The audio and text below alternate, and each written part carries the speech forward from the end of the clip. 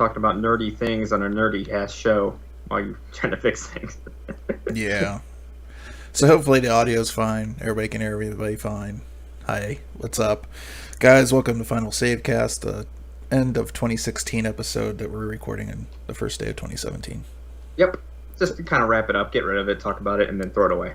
Yeah, so fuck 2016 for Carrie Fisher, right? Right. Yeah. Sad day. I was surprised on that one. Because it just I totally wrote it off because they're like, oh, she's in stable condition. I'm like, oh, okay. Okay. Same here. And it's just like all She'll of a be sudden. fine. And then 2 days later, it's like, nope. I'm like, what? No. Yeah. So, I am kind of curious what they're going to end up doing with episode 8. I don't know how much they have of her filmed for it. Cause I know she was finished. Okay, she was finished. So. She was finished with 8, yeah. So, yeah, I don't know. It's going to be interesting. Trying to figure out what's in my coffee cup. It's cat hair, yay. Well, the thing is, in my coffee cup is not coffee, it's tea. Mm. You like that Polish cup, do you? The flowers. Is that nice? Oh, yeah. Yeah, Medic says audio seems good, but to be fair enough, Medic, I looked at that cast the other day. I could not hear anybody in GameVox, dude. You guys need to make sure your loudness EQ is not on your computers when you're checking this stuff. Yeah. Yeah. Mistake I've made before, too. Anyways, let's get started with this. Okay. Oh, yeah. I'm Nick. This is Joe. Hey, what's up? Hi. We're professionals. We are. So, anyways, what have you been playing this week? Oh, let's see. This week, since I was in Cleveland for most of this week, I was kind of more playing a little bit older games. I actually had, after seeing Rogue One, after we were just talking about it, Republic Commando. I was playing quite a bit. Ooh. Man, that is even going back, it is such a good game. It just plays so well, and I feel like I kind of miss this with squad-based things. I feel like there isn't really anything out there right now that's kind of doing it that's squad-based with AI and does it well, because you can just send them to where you want and you bring them back and they act in whatnot pretty well to commands, and they don't really get themselves killed randomly too often. In my opinion, it's the only Rainbow Six from that era that actually worked. Yeah, no, you're right, because they would just get themselves killed all the time in the other one. So, I just love those characters, Sev and Fixer. So I take it you put the mods on? I did. I got the bump mapping back and all that stuff. It runs really, stupid well, and everything looks good. It's definitely starting to show some age, but there's still some lighting and whatnot, and I'm like, oh, okay, that's cool. Yeah, I think a texture map pack would it would help a lot. It would clean that game up quite a bit. But It's funny that you say that, because I remember thinking the whole time I was watching Rogue One, and I'm not going to spoil it now, but that movie is the weird kind of offshoot without the title crawl and stuff that is very similar to that. Republic Commando is the video game variant of that. Yeah, Republic Commando, yeah, it is. It is that in-betweener, just very specific, crew-based story. And that's what Rogue One is, just in movie form. But, during their own era. Cat's having an asthma attack. Oh, no. Hairballs. No, it's asthma. Okay. Yeah. Give him a sec. Ooh. Yeah. Poor kitty. Yeah. But, yeah. Great, fun game. Mm-hmm. If you haven't played Republic Commando, you definitely should do that. It is... I would... Ooh. Go ahead, man. I was just going to say, single-handedly, hands down, it's my favorite Star Wars game of all time. I would put it up there. Knights of the Republic might be number 1, but it is a close number 2. So, just because RPGs aren't really my thing. Are you going to be okay, dude?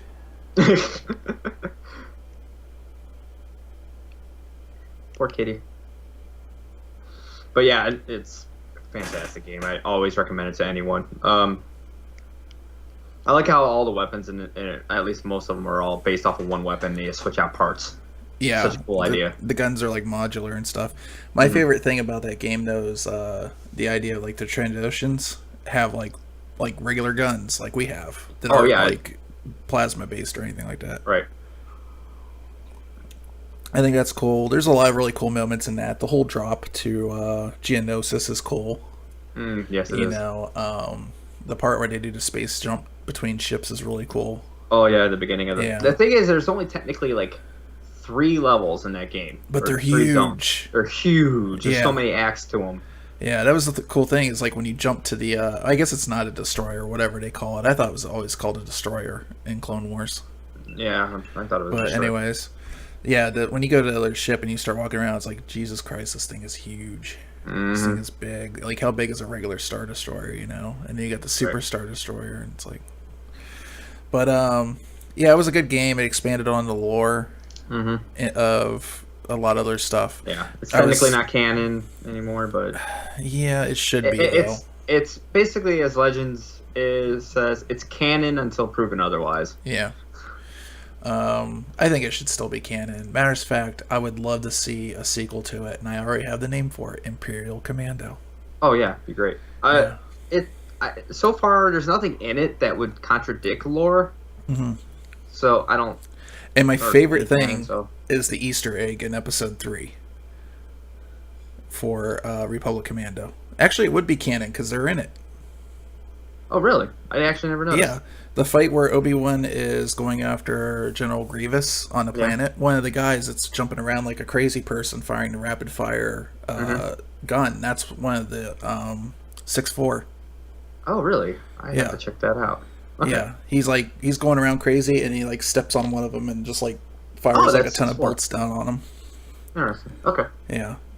Well, what was it? They were called 6-4, or no, 6-4 was the name of one of them. He was one of the group. Yeah. 6-4 was the main character. Yeah, but he was one of the commandos. Right. So And yeah. then there's Fixer, Scorch, and Sev. Yeah.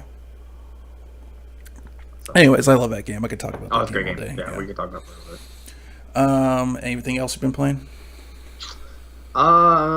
That was pretty much it for this past weekend. You know, I was busy with family and everything, so I wasn't playing too much.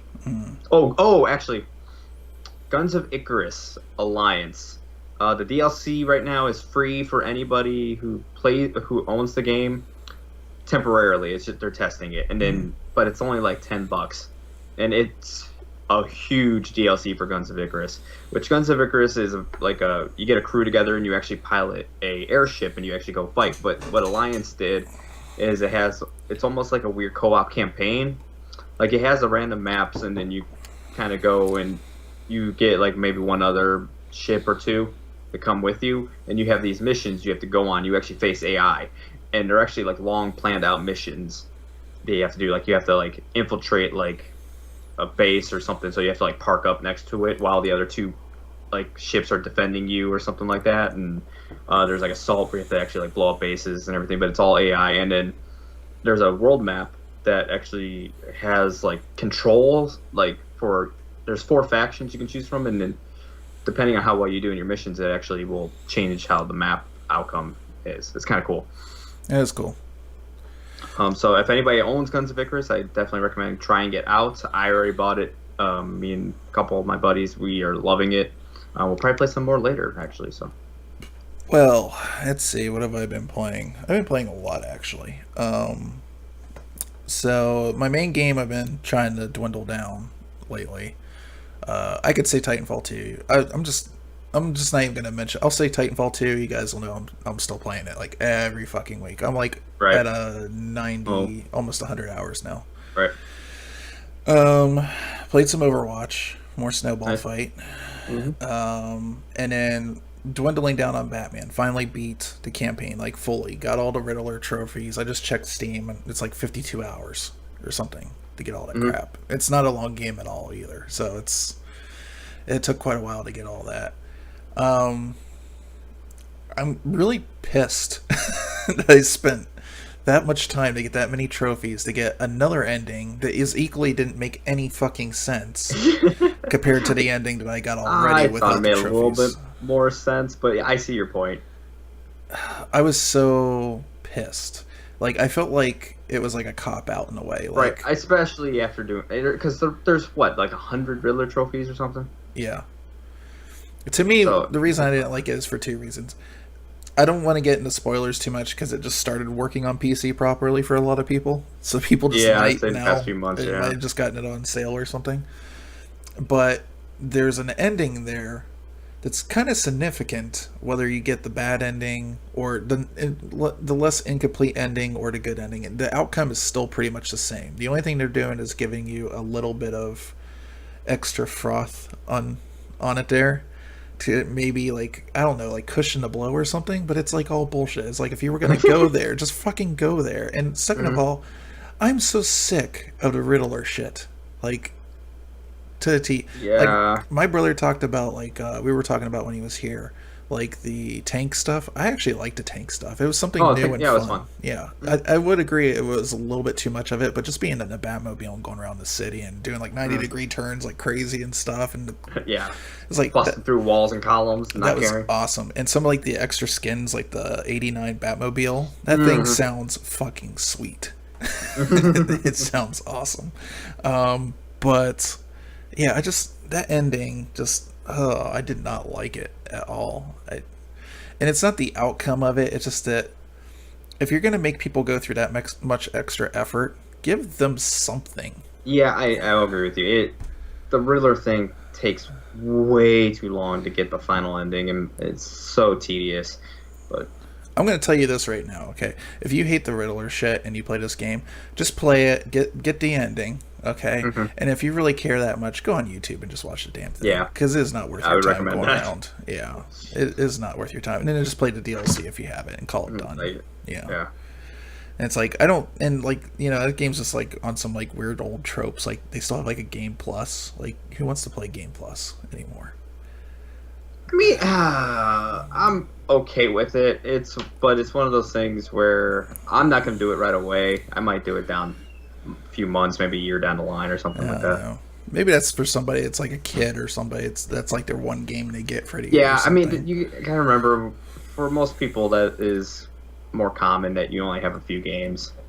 Like, I know tons of people, like, pretty much they stick with like 4 or 5 games a year at most. Yeah.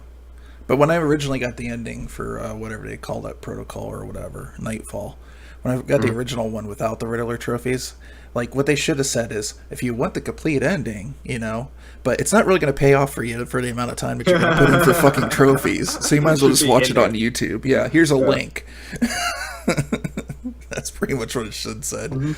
Yeah, so that's what I've been playing. Yeah, and I do recommend you finishing up the DLC. It's all really good, but they're really short, so you should be able to knock it out pretty quick. Yeah, the only one that seemed to get positive reviews was the Batgirl one. All the other ones, Batgirl one is good.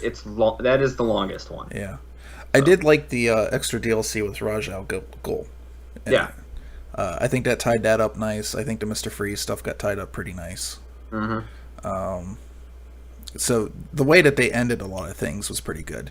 Yeah. Just, that ending, man, just Jesus. It definitely leaves a little bit of a, I don't know, a sour taste in your mouth, I guess. Yeah, I would actually argue that the original Protocol Nightfall ending was better than the extra one. Then fair enough.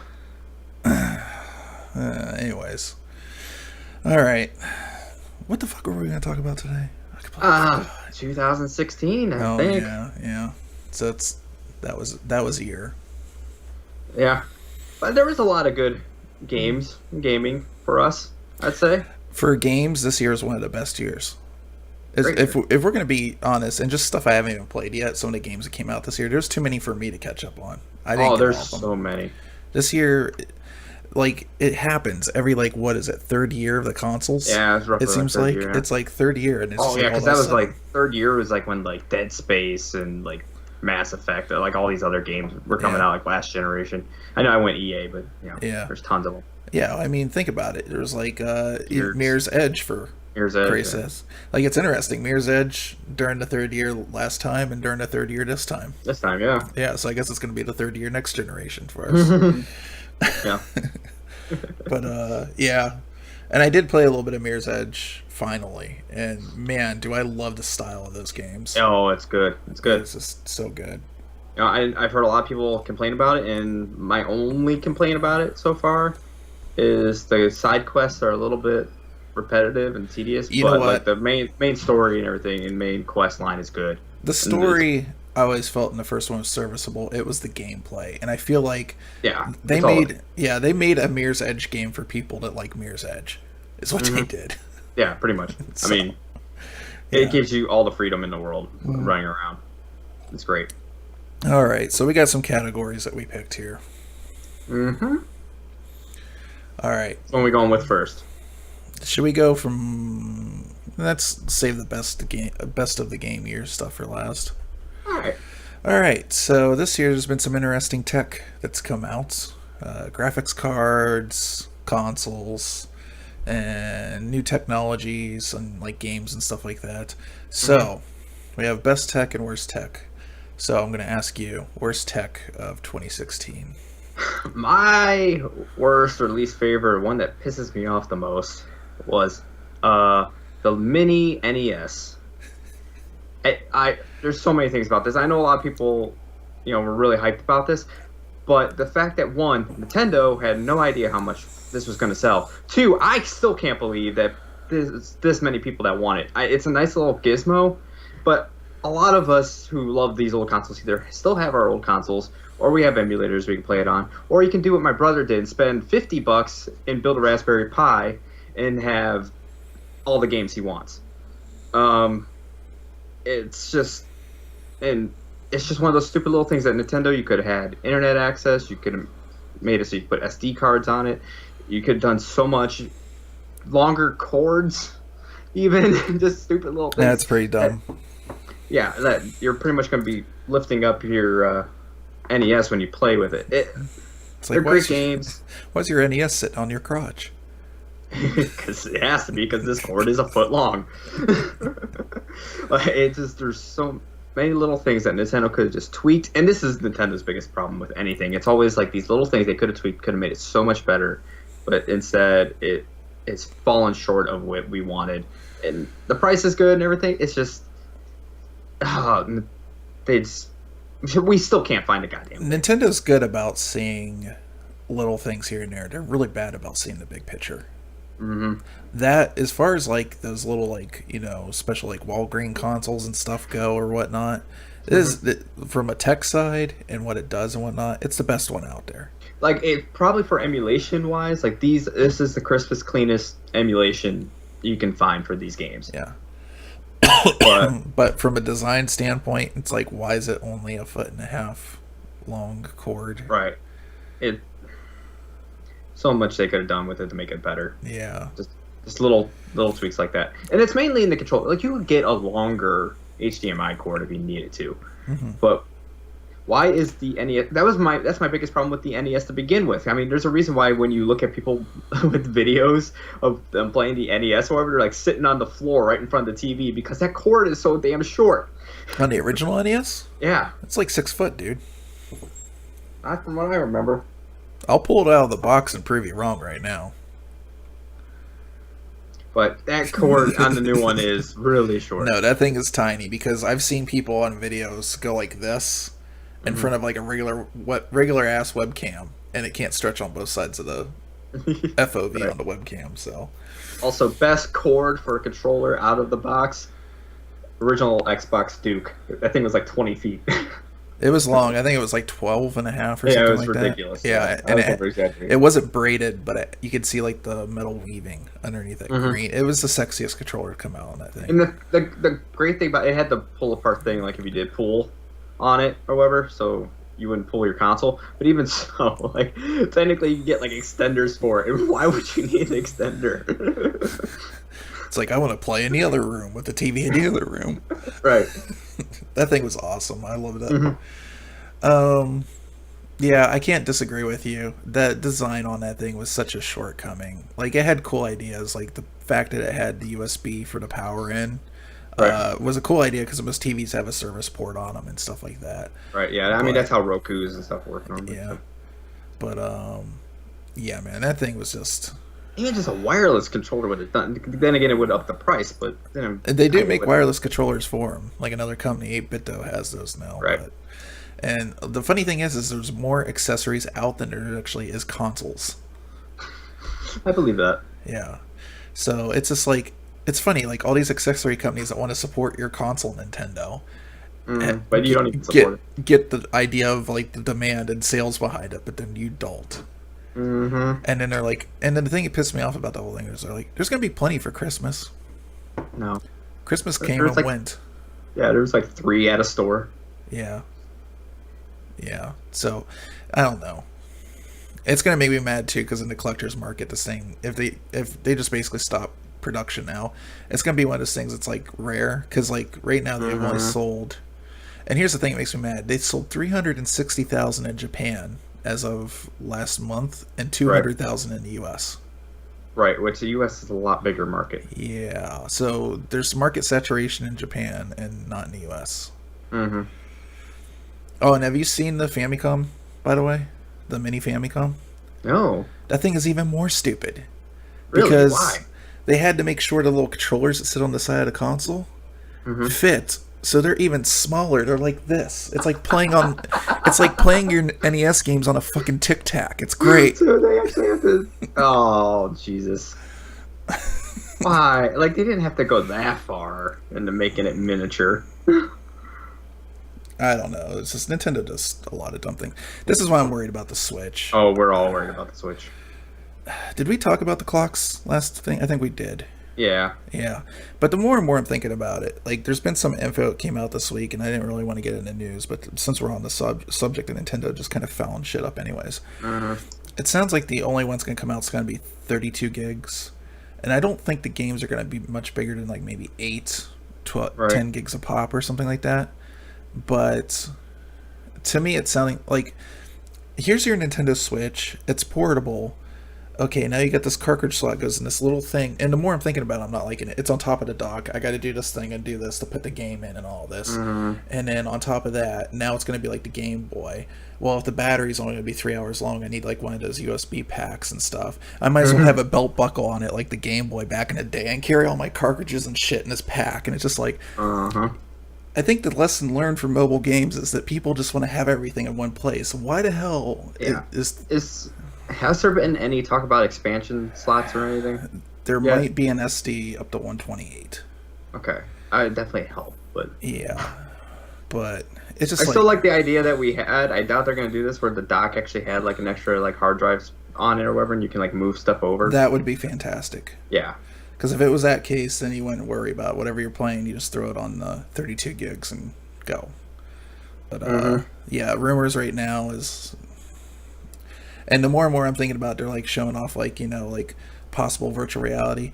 Now you and I have both tried the first Oculus with a 720 screen. That was not a fun experience. Oh no, it was awful. That was terrible. That was bad. Yeah. So I don't know. I have to agree, and just Nintendo in general always does this. It's a shortcoming. Hey, you know what's a great idea? Let's take a console that you have to plug into a TV and at home, but let's put a handle on it. You mean the GameCube?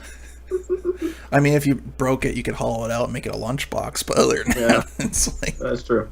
Yeah, I never understood the handle for the GameCube. Like, were people really, like, taking it, like, everywhere? I think that was for the Smash Brothers crowd, so if they got pissed, they had something easy to grab and throw up They against had the a wall. smack.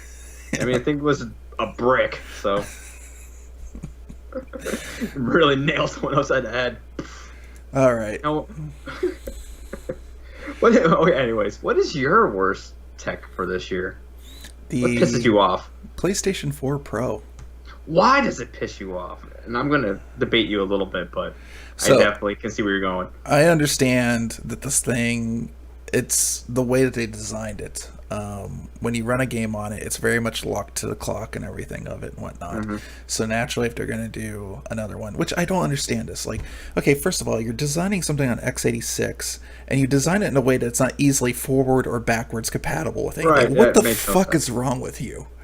Right, you think it would have been really easy to up it to what they have, but no.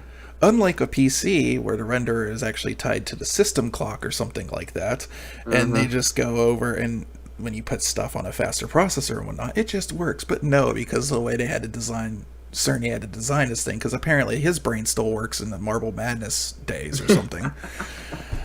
Like his ideas apparently worked really well for a standalone console, but for upgrading doesn't sound like it was the best idea. Yeah. Okay, so PS4 Pro. Now, I'm not going to get into the burn gate thing because that was all bullshit in the first place. Yeah. Because that's people with lighters, and anybody that says it's not, they're full of crap, because why would anything with that kind of heat always be on the edge of the console?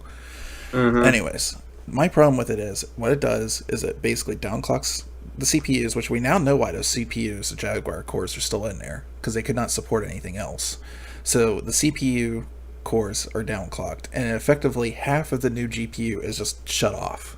Right. To get games to run in back compat mode, and they tend to run worse a lot of times. Mm-hmm. And then when they finally support the new hardware, there's issues with that. And then you get this thing for 4K displays. Guess what? You plug it into a 4K display, half of the times the HDMI handshake doesn't work. And it doesn't display anything. I have read people on forums be like, I've had this thing for a month. I haven't been able to play it until the new update came out. Ooh, ouch. And then on top of that, you got PlayStation VR that comes out. Guess what? The Breakout box doesn't support HDR pass-through for the new TVs. Wow, really? Yeah. So if you want HDR pass-through and have that thing, you have to unplug the cable in the back, plug it back into your TV, plug it back around every single time, which defeats the whole purpose of having the pass-through through the fucking box. Right.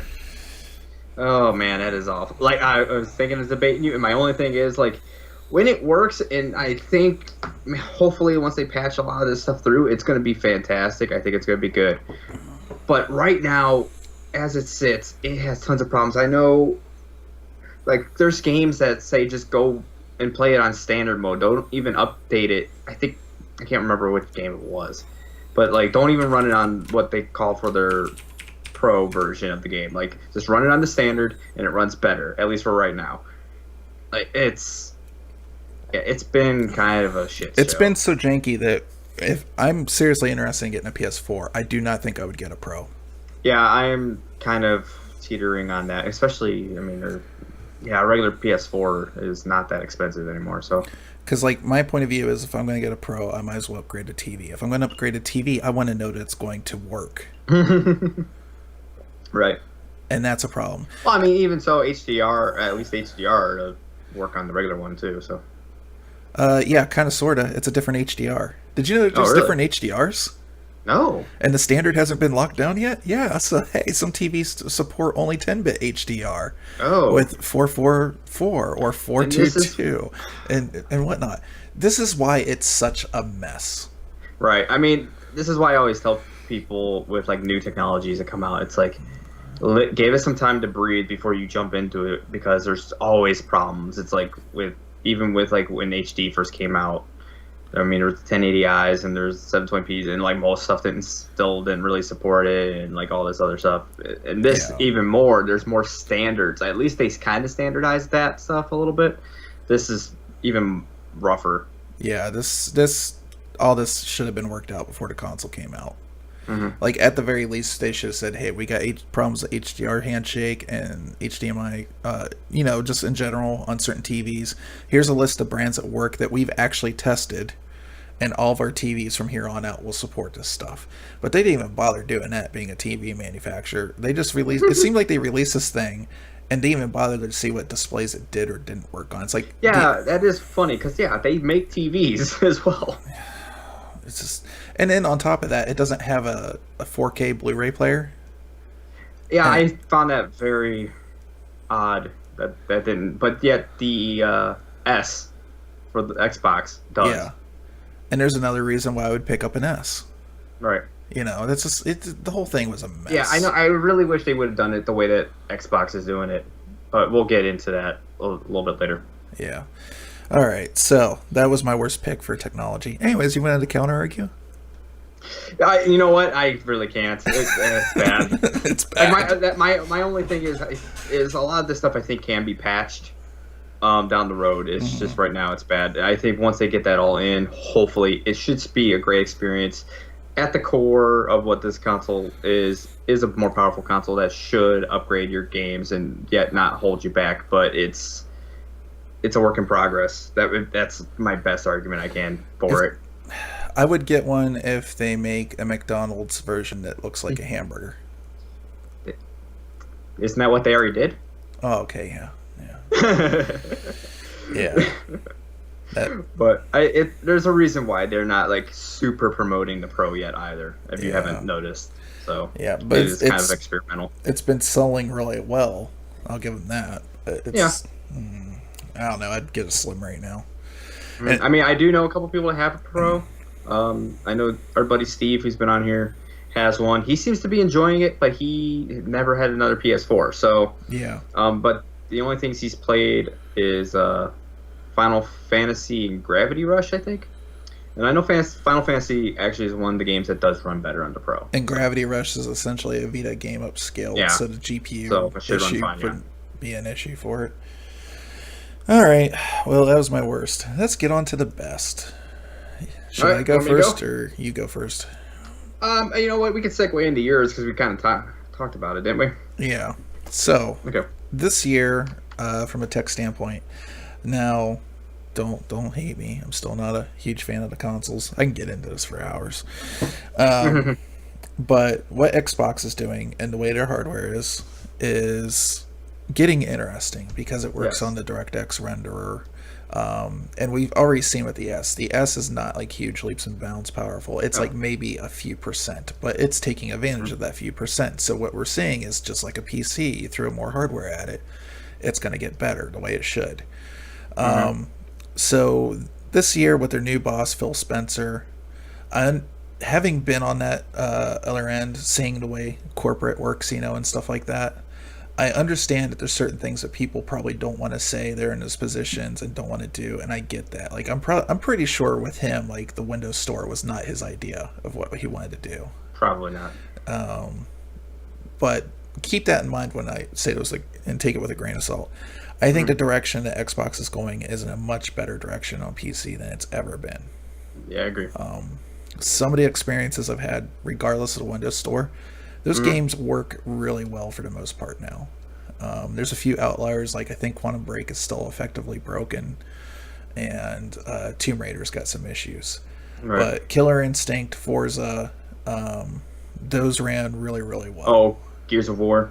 I have not played Gears of War yet. From everything I've heard and seen from it on PC, it runs fantastic, and it's 60 FPS the whole way on like even like a bare minimum gaming machine. It runs really well.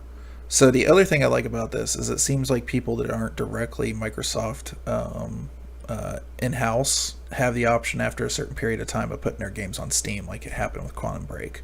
Right. So if that's the case, I'm down with this direction. That's okay.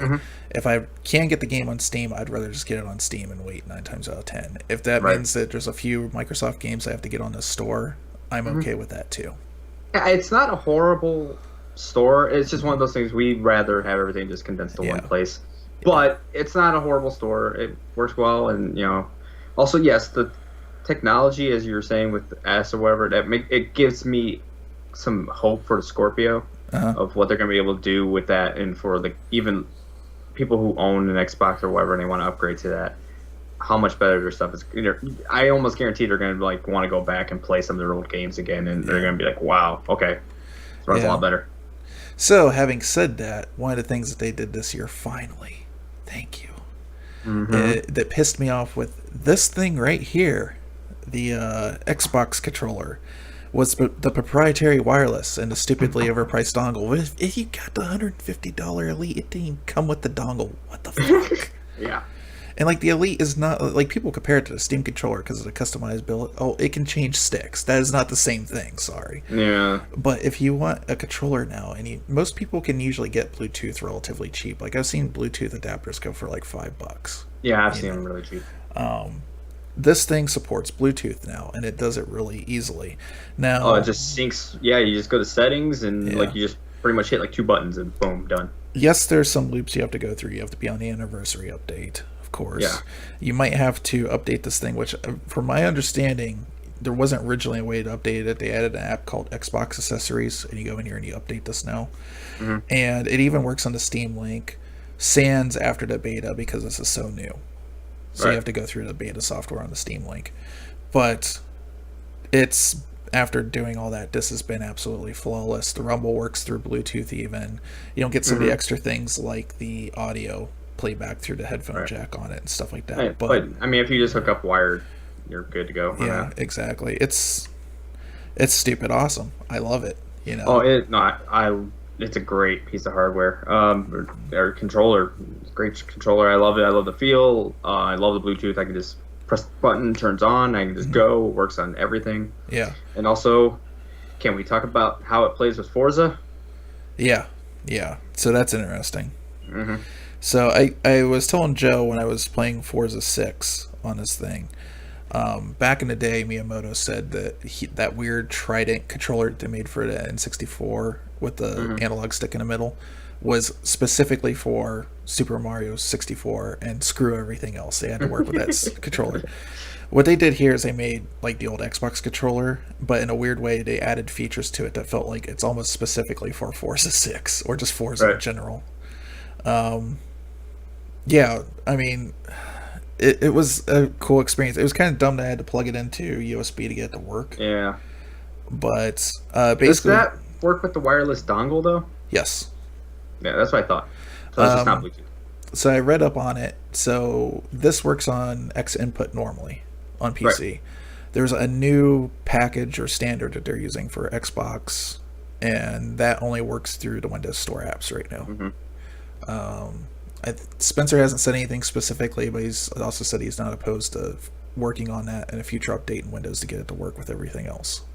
That'd be awesome. So, but anyways, yeah, it's awesome. You hit the brake, you can feel the ABS pulse.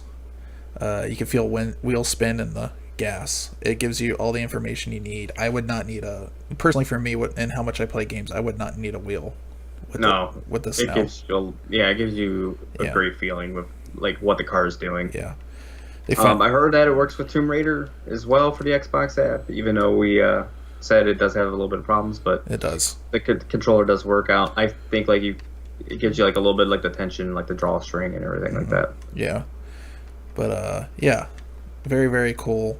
Still think it's a little pricey, but I've been noticing lately after Christmas that the sales on this have been staying down at around 40 typically. Yeah, for I the got mine at newest. 40 as well. Yeah, and it seems like oddly that's a thing that's sticking with the S controllers. Like I've found some older Xbox controllers and they're typically at 60 still. Hmm. So I don't know if they did some cost reduction or something in this, but maybe it'll make it a little bit cheaper over time. Okay. Yeah, so that's my best tech. All right. Well, for me, I went with the scaling resolution, and the main thing I saw this in was the new Titanfall, which I thought was a really cool tech. Now, I haven't seen it too much, but for the most part, in Titanfall 2, I have the graphics blasted, but there's a few times like it might like drop in frame rate. But because I have the scaling resolution on, it just drops the resolution a little bit, and I keep my 60 frames per second the whole time, and keep smooth gameplay, and I don't miss shots or anything just because there's a little dip or anything in frame. Love it. I know they're starting to use this more on the consoles too. They actually probably more prominent there, but I know PS4 is starting to pick it up. I've heard more games working on bringing it to PC. But it's just a really cool thing to keep your frame rate, locked at a certain thing without, losing it. I kind of equate it to Nvidia's motherfucker anti-aliasing, which kind of came and went oddly. Yeah, it did not last long. I thought that was a really cool tech. So it's basically MSAA. It uses slightly different patterns and stuff, but it's the same idea as this resolution stuff. It's basically when you're in motion and there's a lot going on and whatnot. When you're not really going to notice it because of all the motion going on in the scene and stuff, it's essentially reducing the resolution a little bit. I have seen it in a few times in Titanfall where the game's derping, especially during streaming, and it just lowers it while I'm standing still, or something like that. Right. So, hey, what's up, man? What is that? Hey, Alex Kraft. Alex Kraft? Oh, okay, cool. HD. He's high def. He's in high def. What's up, Mm-hmm. man? But where was I going with this? I lost my train of thought. And the MFA was similar. It was like supposed to be like when you're staying still, you're at like 4 times anti-aliasing, and when you're moving, it drops it down to 2 to keep the performance up. So Right. this kind of technology that's doing things that a lot of people were kind of pissing me off with the resolution things. Like, it's not true 4K. Yeah, when you're moving. Yeah. Right. It's like, get over it. But and also like AMD released one that they're working on now called Chill, and I just finally messed around with that. And the idea of that is when the image is still on screen, it will purposely drop your FPS down to say like something set like 40 when you're not going to notice it that much. And it keeps your power and all that stuff down. And then when you start moving the mouse, it brings it back up within like a millisecond to 60 or whatever. Right. These kind of technologies is what I wanted, because this is essentially making it to the point where like having like these 20 different cards on the market are going to get kind of pointless. It's like you're going to have like your low end, you're going to have your mid range, and you're going to have your high end card, essentially, because these technologies are going to take advantage of it. And if your card can't hit that 60, very well, it's just going to scale it back a little bit on the fly. Right. I mean, that's awesome. Also, Forza had that kind of. Yeah, I think it does. Forza 6 did it, not in the resolution, but what it would do was they kind of gave you like 3 basic settings for what you wanted to run, and if it got like a little bit heavy or something, it would like on the fly reduce like the draw distance and stuff like that. It would reduce the settings, which all the technology that does that, like on the fly, that dynamic scaling, is a great idea. Yeah. To keep things running smoother, because there's a lot of times I'll be playing a game and I'm like, I have to mess with the settings because I can't get it just where I want it. Yeah. Like with messing with the frame rate or resolution or like the detail, the fidelity, and it's always in that like middle ground, and this kind of helps eliminate that. Yeah. It's someplace I've been wanting to go. The technology's been there for a few years. Another one's checkerboard rendering is a great idea. You can't run it. If you don't know what checkerboard rendering is, maybe I should do a video on that sometime. It's interesting. So people say it's not 4K. It technically is in a weird way that it works. It's 4K in the same way that really like 1080i was 1080. Yeah, kind of, sort of. Because it's still, you're missing a pixel. It's just per frame. Well, it's not that you're missing a pixel. It's that the pixels are more like rectangles now, and they're taking up 2 pixels on the square pixels on your monitor. So it's kind of weird how it works. But all that technology is cool. I'm excited. I'm getting my FreeSync monitor this Wednesday. And the reason I want FreeSync is I don't really give a shit about 144 hertz. Also, you have AMD, so yeah, go for it. But the thing I would like is like now I'm not like tied down to like, hey, like, because like stutter's something that bugs me more than anything else. It bugs me really bad. So now I'm no longer tied down to like, hey, I got to have 60 all the time to get that smoothness out of the screen, so I got to pare the settings back. This is just like, as long as it's within reasonable means, just fuck it, crank it up. If it hits 40, it hits 40. If it hits 90, it hits 90. Big deal, Right. It's like I know I don't think you've played on one of these monitors yet, but it's just like. I've tried it out like shows and stuff. Yeah, it's stupid butter smooth. I love it. It works really well. What's up, Stack Overflow? How you doing, man? Happy New Year, guys. By the way. Yeah, Happy New Year to everyone. I keep on forgetting that this is the new year. Well, it is, and that's why we're talking about 2016 to get rid of it, put it down. Yeah, but I 100% agree. Whether it's this new monitor technology, the way they're rendering these games on the fly and stuff engines for the past 5 years have been so scalable. Yes, across we everything. got Unreal running on mobile. It's great. This is awesome. I love this because for me, I know I love PC and stuff. The thing I don't like about PC is I don't like sitting there for an hour and a half trying to figure out where my settings are going to be at. Yeah, and I know I've had to deal with that with you a few times. We'll try something new, and it's like, hold on, I gotta mess with this. Yeah, so it's just like, screw all that. I just want to play the game. Exactly. Yeah. Yeah, I got a new FreeSync monitor stack. It's supposed to be here Friday, Wednesday. Wednesday, yeah. Anyways, let's see. Next one. I want to do best old game next. Sure. All right. So best old game is exactly what it sounds like. It's a game that wasn't made this year that we finally got to playing this year. All right, Joe. So what's yours? Geez. I've played so many games, so many great games, and some that were, underrated, like Darkest of Days I played. It was a great one. But my, surprisingly for a lot of people, Rocket Knight. I did enjoy Arkham Knight. But number one that I played this year that I fell in love with, and it kind of goes against what all characterizations of me are, Evoland 2.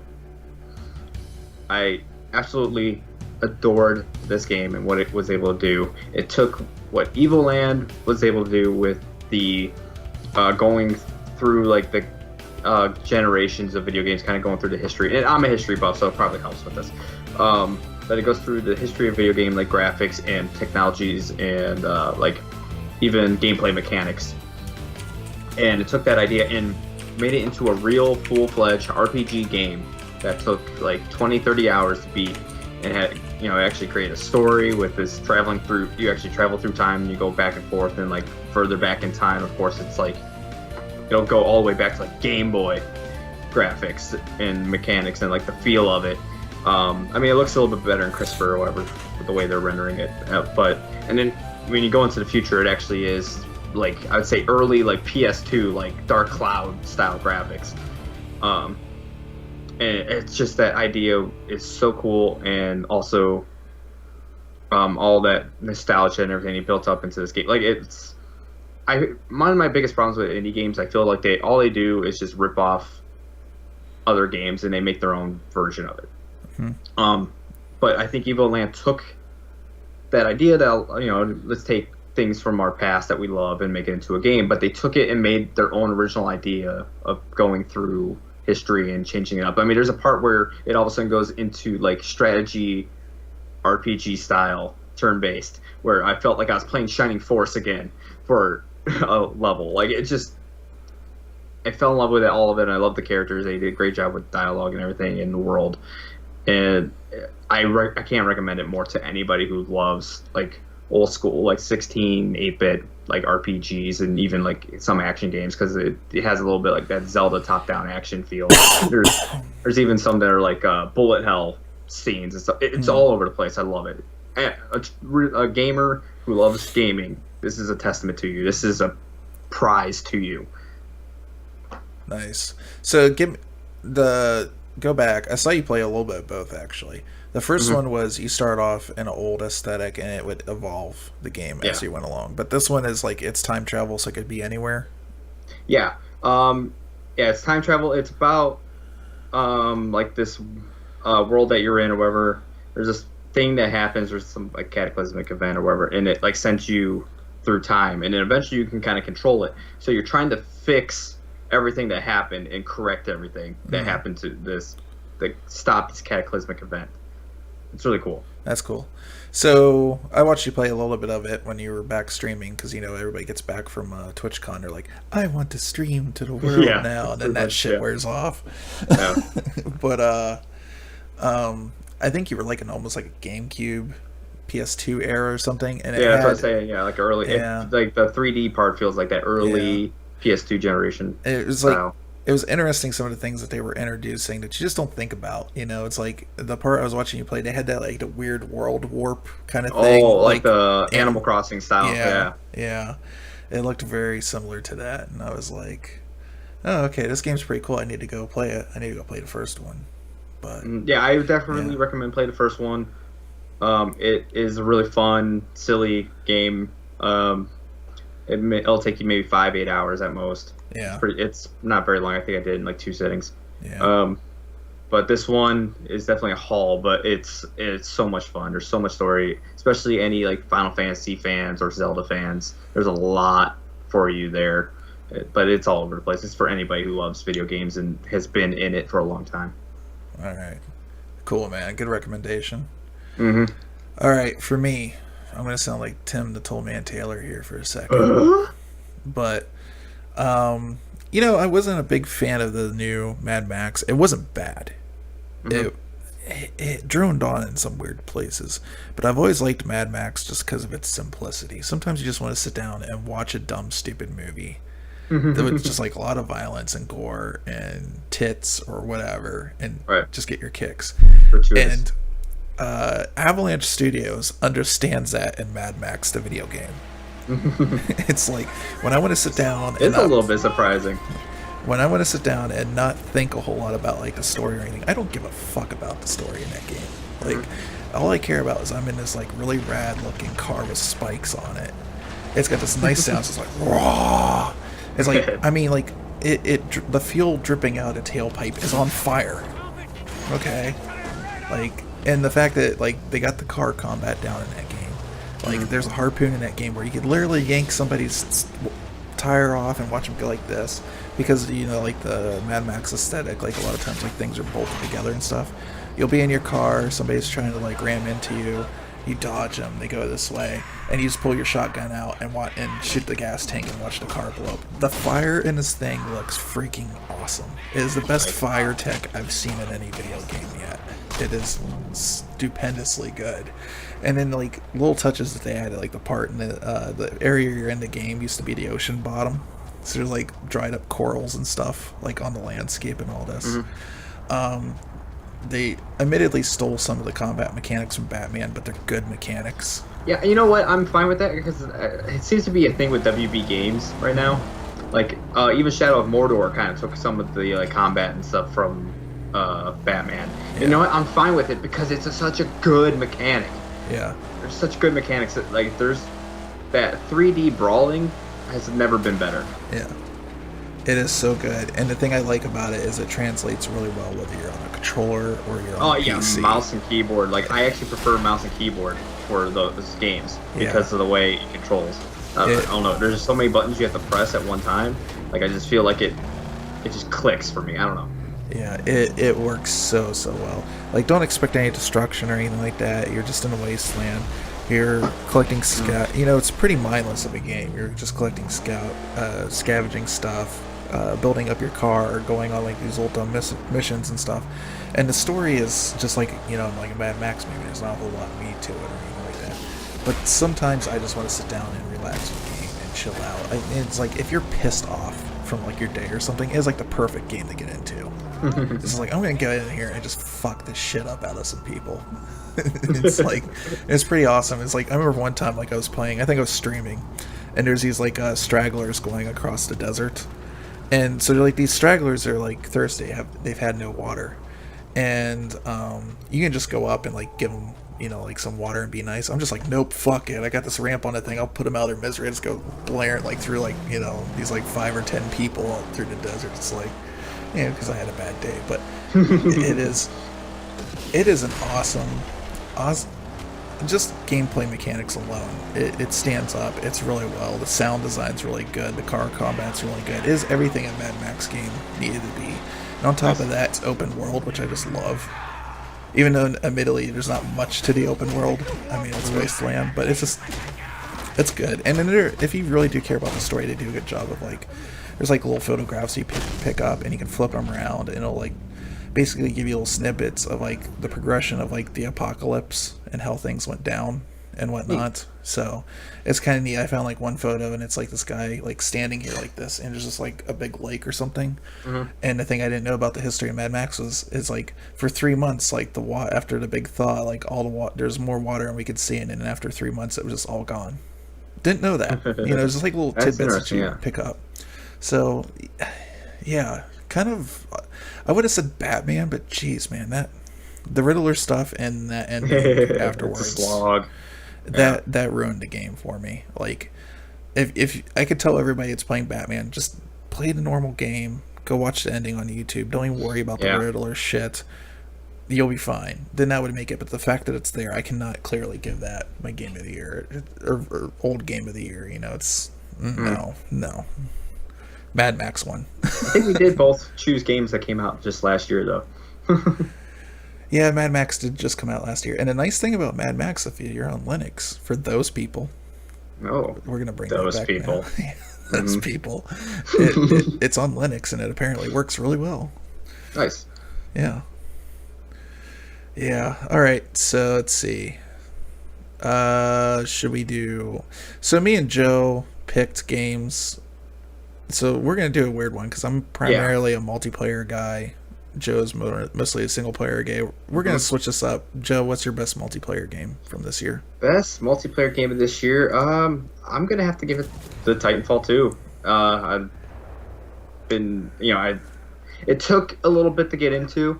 It does have a little bit of a learning curve. But once you get into it, it is so much fun.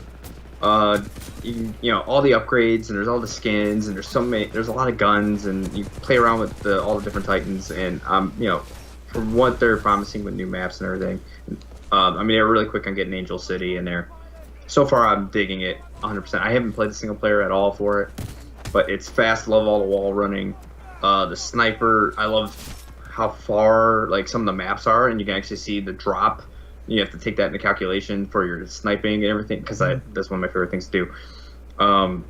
Yeah, it's heart pumping. It can really piss you off and get you going. But oh man, it's such a fun game. And it's not just twitching either. That kind of gets on my nerves. I almost picked Overwatch, but I have to give it Titanfall 2, I think. Mm-hmm. Yeah, Overwatch is really fun. Or Overwatch, actually, Overwatch was really fun. If I gave Overwatch anything, best UI of this year. Oh yeah, because it's so simple and flawless. Like, it's just so simple to understand, and that's what UI needs to be. Yeah, but if I had to pick best multiplayer experience this year, it's definitely Titanfall. Like, it's, to me, it's like, it's some of the same reason why I really liked Doom this year.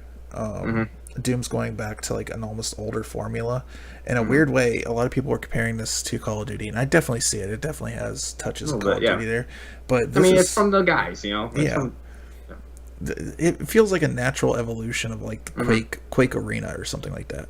Right. Like the way you're bouncing off all those walls and going really, really quickly through the maps if you want to. The nice thing is it doesn't really penalize you if you want to sit in a spot for a couple seconds and pick targets off and stuff. You can. Yeah. Definitely. So actually, would that mean that, since I went multiplayer, what is your single player? Are you saying Doom? Do I hear Doom? Hyper Light Drifter. What? Yeah. That's surprising because you're such a Doom fan.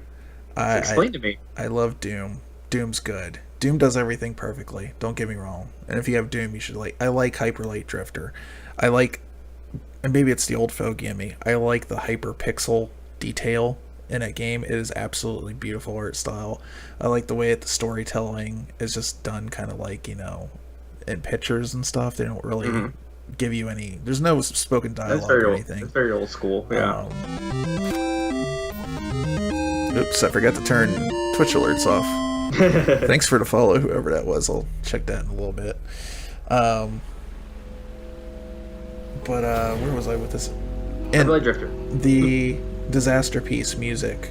The thing I like about his music is, yes, there's music, but it's also, he is, with sound and instruments, picking out all the environmental sound and stuff too. Like, it's an interesting thing to do when, like, you hear the wind and stuff, and then all of a sudden you just hear like the single string or something there that's kind of like denoting something's happening, and it just kind of blends the music and the background audio together. He's the master of that. He does that really, really well. He did it really well in Fez, And then this year I kind of had to give him a knock for the 30 frame stuff, but honestly I didn't really start playing it until the 60. Yeah, they upgraded it. And for their first game out, it is amazing. I mean, it is essentially Dark Souls mixed with Legend of Zelda. Kind of, yeah. It's a great game. It's not too long. I like it though because it feels more responsive though than like a Dark Souls. Probably because it is 2D. Like, it's fast. Yeah. You can get a lot of combos and stuff going. It's a really fun game, and I could just sit there and play that game and just explore the world. Oh, it's gorgeous. Like, it's something, as we talk about, like, you might say like I'm graphics for. I wouldn't necessarily say graphics for necessarily. I'm an art style. I want to see pretty well done stuff.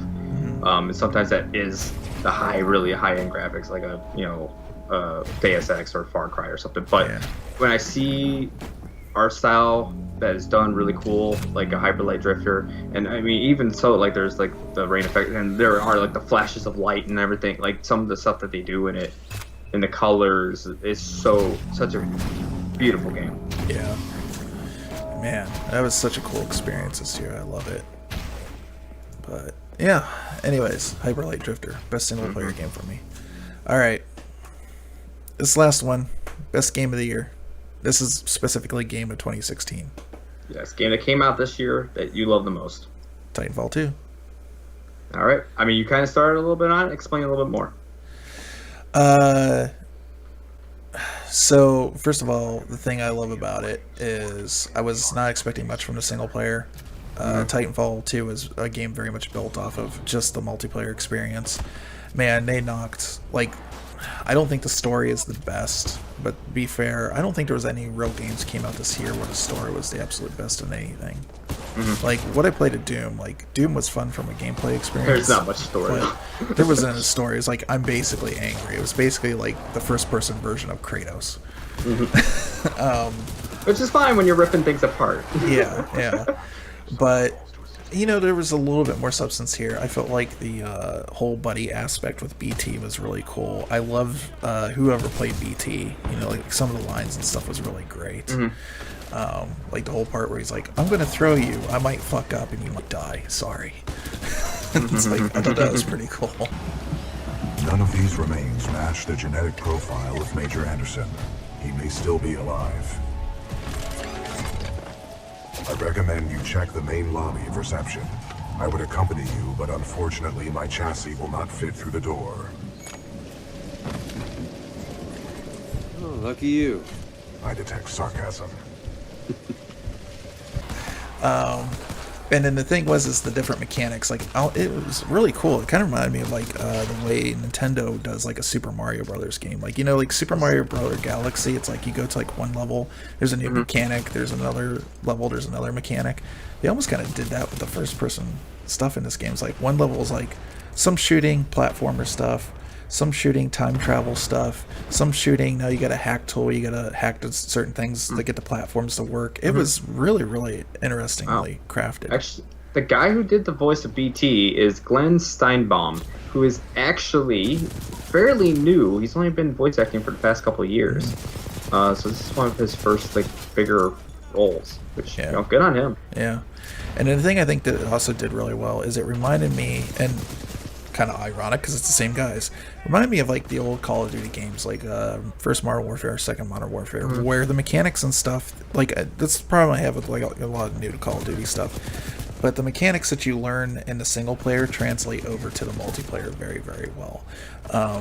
Where I mean, that's how I feel. I mean, granted, I totally bypassed the single player for now. Yeah.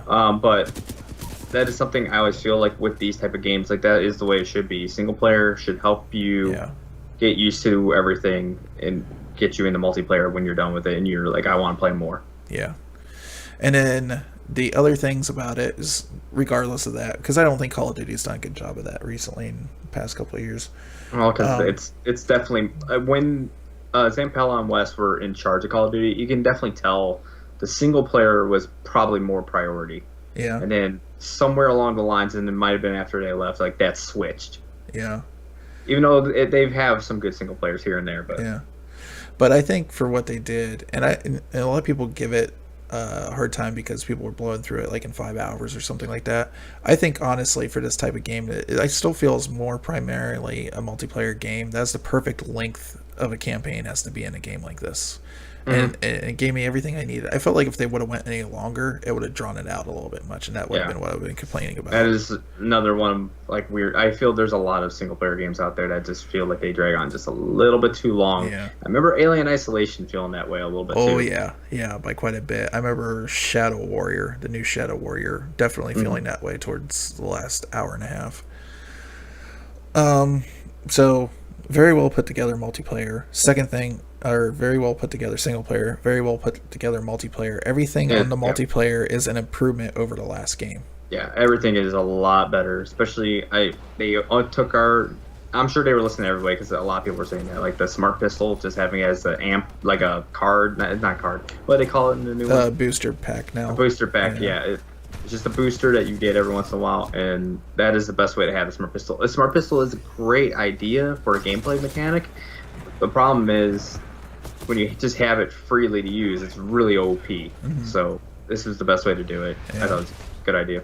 The other thing I was worried about is, remember in the original Titanfall, they had a counter that would count down and be like, so many minutes of Titanfall. And he would knock like a second or two off every time he killed somebody or something like that. This time now it's like Overwatch almost. It's like the more kills you get, it goes up. It's basically a kill streak like in Call of Duty. The best thing about it is when you die, it doesn't penalize you and completely wipe out your kill streak. It stays in there. And as it's filling up, you get like your booster pack. When you're in a Titan, you get your countermeasures. Then you get your Titan core, so it like carries over to the Titan, which is pretty cool too. Yeah, that's neat. I really like that, and I still have not played a match yet where I've not gotten on my Titan at least once in a match. I always have my Titan load up. I don't always get in my Titan, but yeah. So I have not had a match yet where I've not had, I should say, had the opportunity to get a Titan. Mm-hmm. So no matter how bad I've played, I've at least gotten it once, which I'm fine with. Yeah, you pretty much have to sit there and not do anything for it to happen. Yeah. The other thing I really like about the game is day one, they're like, the problem with these types of games, and they definitely have learned from the past, definitely learned from Titanfall 1, because you could tell towards the end of Titanfall 1, I think what they were trying to do is they're trying to make their multiplayer packs cheaper and thought that would maybe keep the market from splitting up. And then they just eventually, towards the end, said, everybody gets the multiplayer packs because it's splitting up the user base too much. Right. This time around, they're saying, no, you paid your $60, $40 in my case, whatever. And all the multiplayer DLC, all that stuff is free. The only thing we're charging for is skins, much like Overwatch. Right. Perfect way to handle it. Bravo, guys, because that is my single biggest problem with any FPS multiplayer shooter is the player base always gets split up with these stupid multiplayer packs. And the other nice thing they've been doing is they've been paying attention. They've been, at least them themselves, Respawn. They've been on Twitter, like putting tweets out of like awesome replays that people have been doing, stuff like that. They get the game as noticed as best that they can. I think EA did okay job. They did the thing with Mountain Dew and stuff. Yeah. But Respawn's been really pushing it out there. They've been doing double XP weekends. And the thing I've noticed is, like, when it first came out, it had a good user base, and it dropped off like the original game. But unlike the original game, that user base has been coming back up now because they're keeping people interested. So, yeah, bravo. Because of all these different points, and the audio in the game is awesome. I love when it's like, very good. When you boost it, it does like that Transformer sounds, like wow, it's like little sounds and stuff. Everything in that game especially when you phase. That's a great sound. Everything in that game, in my opinion, has been masterfully created this year. And yeah, I love it. I cannot get enough of that game. I keep going back and playing it. I love flying through the air like Spider-Man with a grappling hook and shooting somebody and been shot or something. All right. Was that a little bit too long? No, it's good. Get it. No, I love hearing the passion. That's what we want.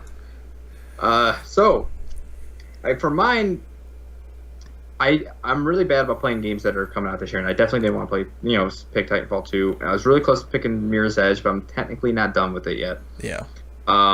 So the game I picked for the best game that I've played this year that came out this year is a game you can't even get your hands on anymore. The Metroid 2 remake, or AM2R. It was a travesty what Nintendo did, but the game for a fan game, even for any game up there, retro indie game, so wonderfully done. It really captured everything that Metroid is about. The isolation, the reworked music that the guy did. There's so much original there. He borrowed some sprites or based them off of Fusion. But everything else, totally original. Some of the effects and everything he was able to pull off in the 2D game. Like there's some of those areas where like there's the lighting or whatever, and that's like part of the zone. Like you can't see certain things until like you light it up. Was a really cool idea. Also, this was a game that I felt needed to be remade, and I wish Nintendo would do it. Would have done it. I've been waiting for this game forever because I love the Metroid games, but I wanted to play everything in the timeline, chronological order, because that's my weird thing. I couldn't do that until this game came out. I finished up all the primes and everything, and now I can go on to. I actually already started Super Metroid, which so far digging it, but after playing that, I almost feel like Super Metroid isn't as good anymore because that game was so well done. Like it doesn't, like the jumping and everything doesn't feel floaty. It feels different. I think that was the biggest problem. Jumping into it from the other Metroids, the controls were a little bit off from that, but I felt they were definitely an improvement. Like everything that this guy did, wonderful. Dr. I forget the guy's name, Dr. M64 or something like that. Such a well-made game, and it was one of the first games I played this year that I at least didn't start the year before or whatever that came out this year, that I wanted to sit down and play it every second I got, and it was wonderfully done. Yeah, I have to agree. One of the things I remember playing it was really interesting to me is like it was doing like the color palette of it, the way the pixels are laid out. It's unmistakably like based off the GBA games. Yes. But he's laid the pixels out in a way that doesn't look bad on a high def. image. Oh, no. They're definitely big chunky pixels, but they don't look Yeah. bad. You know what I mean? No, they're crisp at least and everything. Yeah. And he like little touches here and there. He had like a little bit of like bloom lighting effects and some light 3D stuff going on to clean it up a little bit. The audio is really good. I really love the remixes of the stuff from the original gameplay game. It is undeniably better mixes. You know? Oh yeah, I mean, because I've been following the development for this since I was a freshman in college, and like the work that he's put into just remixing the sound, just totally remaking it in some cases. He worked so hard on this for so long, and I'm glad at least that. And Nintendo could have shut him down at any time. At least they let him put it out, but it didn't take him long. Yeah, it took him a week. But yeah, it's called AM2R, another Metroid remake. Yeah, you can still find it if you look hard enough. You can still find it. Make sure you didn't find a virus with it too, or something. Yeah, just be careful. Yeah, but yeah, it's a really remarkably made, well done Metroid game. That was a really awesome game to play this year.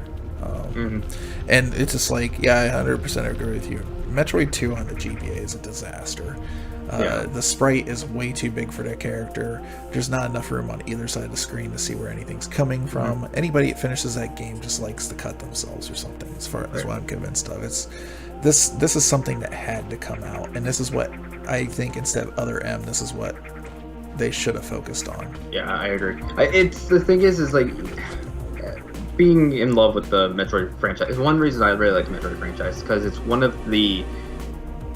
It feels like the most adult of the Nintendo series. It's just about this, woman bounty hunter who, she's off doing these missions on her own. It's about being isolated and traversing through these caverns and these planets, trying to hunt down these things. And the fact, story-wise, though, that this leads right into what happens into Super Metroid, and yet we never had a proper. I can almost say we've never had a proper release even of this game, but it is so quintessential to the whole timeline that it needs to be done, and I'm so happy that it finally got out. So there we go, AM2R. All right, so that actually, did you see on for was it the Game Awards that it was up there and being nominated for best like fan project or whatever? Yeah. And Nintendo had them take it down. Yeah. Because it was probably going to win. Yeah. Basically, that's what happens when you let somebody sponsor you. You get a little bit too much say on something. Right. Which, nothing against the Game Awards for that. Like, they got to do what they got to do, but it's, I doubt it, but it'd be awesome if DICE did something this year. DICE would be cool if they did. But I think that would actually mean more, too. Because that's why he just did it, isn't he? Wanted to get his feet wet in game development. Yeah, which I think he actually does work for a game studio now.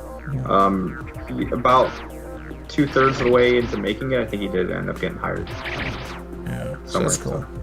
All right, definitely one to play. It's free if you can find it. Yeah, wonderful game. Can't recommend it more. All right, and so that's gonna do it for this Final Savecast this week. Yeah, I mean, for anybody who's watching, if you have any games or something you want to throw out there before we end out, go for it. Grow Home did not come out this year, but Grow Up did. Grow Up is the sequel. Yes, Grow Up did come. Yeah, Grow Home is a fun game, though. It's definitely fun. Yeah, I'll just read the whole thing here. Omega Dan said, one little game that came out this year, I think it was this year, Soul showed me it was Grow Home. No, but Grow Up did, and I just started playing Grow Up, so that's why it wasn't in my awards this year. I couldn't speak to it. I don't know if it has a Linux version now. I don't think it does. That is a great question. Yeah, that is a great question. But yeah, I've been playing quite a bit of that. Yeah, wow, wasted weeks playing it. Yeah, I actually know it does seem to have at least Steam OS support. Well, it's Linux. Yeah. So I guess Grow Home, not Grow Up though. Which is that's pretty amazing for a Ubisoft game. Yeah, well, it's one of there's some of these games like was it Unravel or whatever. It's from these like bigger studios that are dipping their toes into that like indie style, more creative odd game Yeah. market, and they so far a lot of them have been pretty good. They grow Yeah. home and stuff, so. Dan, I can tell you if you pick it up right now, it's on the Steam sale for $5. Grow Up is. Yeah, and for anybody grow home, yeah, it's $4. Yeah, both really good games. Mhm. Just platformers, though. Don't expect anything else out of them. No, it's nothing crazy, but they're good. They're fun. Yeah, they're fun. Anyways, that's going to do it for us. Hope you guys have an awesome 2017. And I want to shut the thing off so I don't have to spend. We got a lot to look forward to this year. It's Yeah. gonna be a lot of fun. Yeah. So, I don't know. What game are we looking forward to this year? man, dude, I'm looking forward to Horizon. I might actually have to go buy a PS4. I'm looking forward to Strafe. Yeah, Strafe looks awesome. Yeah. There's games that just came out a little bit ago, like Planet Coaster. I still haven't really. I played a little bit of it, and I really want to dip my toes into it. Yeah. So maybe it'll be on the awards next year. Mm-hmm. We'll see. All right. So podcast later, guys. We're out later.